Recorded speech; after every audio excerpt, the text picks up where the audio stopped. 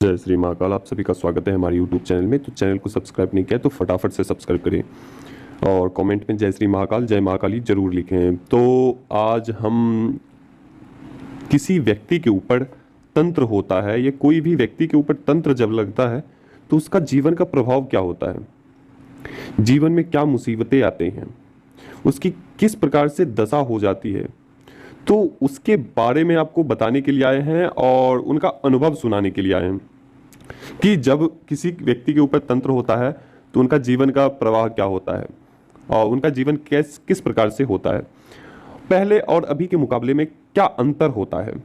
अंतर ऐसा कि आप सोच भी नहीं सकते हो कि क्या अंतर हो सकता है। ऐसा भी अंतर हो सकता है कि करोड़ों लाखों करोड़ों का कारोबार और जब तंत्र हो जाता है तो करने वाले कोई दूर के नहीं होते हैं, नज़दीक के ही होते हैं।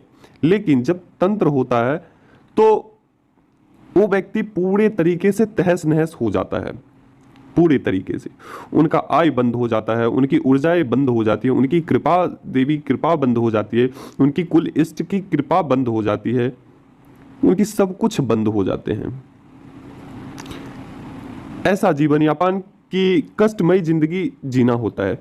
कर्ज हो जाते हैं, बैंक के लोन हो जाते हैं, उधार हो जाते हैं, इस प्रकार से बहुत सारे मुसीबत झेलना होता है। उनके जो काम चल रहे थे, लाखों करोड़ों में चल रहे थे, वो बंद हो जाते हैं। तो तंत्र ये होता है और तंत्र करने के बाद उस व्यक्ति का जीवन किस प्रकार से होता है।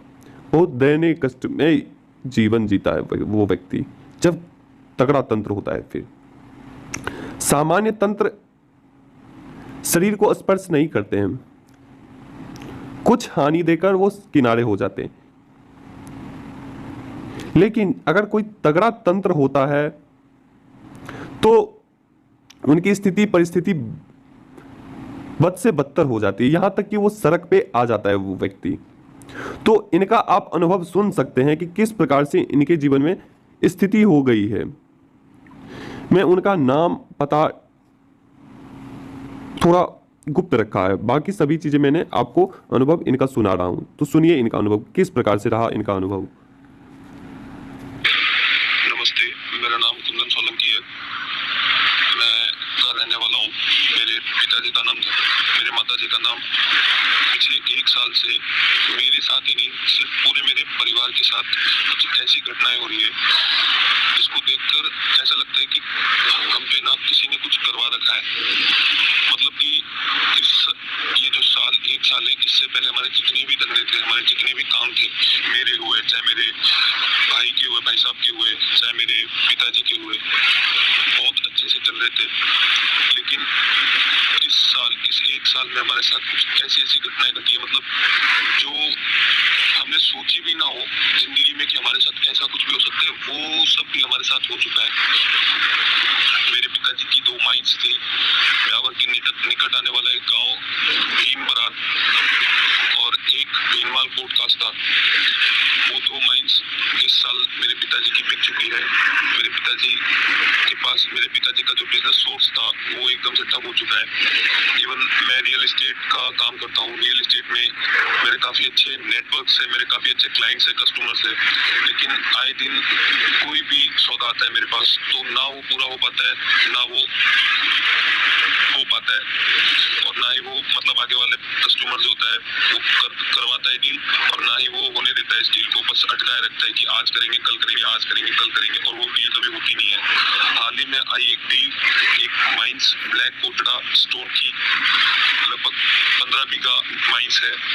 उस माइंस में मेरा और मेरे पिताजी का और मेरे पार्टनर का कमीशन जो है वो है करीब 60 लाख रुपए, जिससे मेरे पिताजी अब तक इस साल में आई जितने भी लॉस है, जितना भी घाटा है, वो सब रिकवर कर सकते हैं और एक खुद का नया धंधा खोल सकते हैं, गोडाउन वगैरह।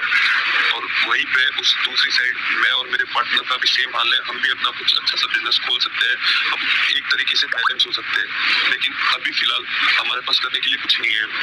मतलब अभी तक हमारे घर पे हम जिन के पास गए, जैसे हमारे घर पे कुछ कई 2-3 बार मौलवी भी आए हैं, लेकिन उनसे भी कोई फायदा पड़ा नहीं है। और हम हिंदू तांत्रिक और महाराज के पास भी गए हैं, लेकिन कोई फायदा नहीं पड़ा। इंस्टाग्राम सोशल मीडिया के थ्रू भी काफी तांत्रिक हमसे जुड़े, लेकिन पैसे लेके बस उन्होंने हमारा हमारा नंबर बंद कर दिया, आज तक कोई काम हुआ नहीं हमारा।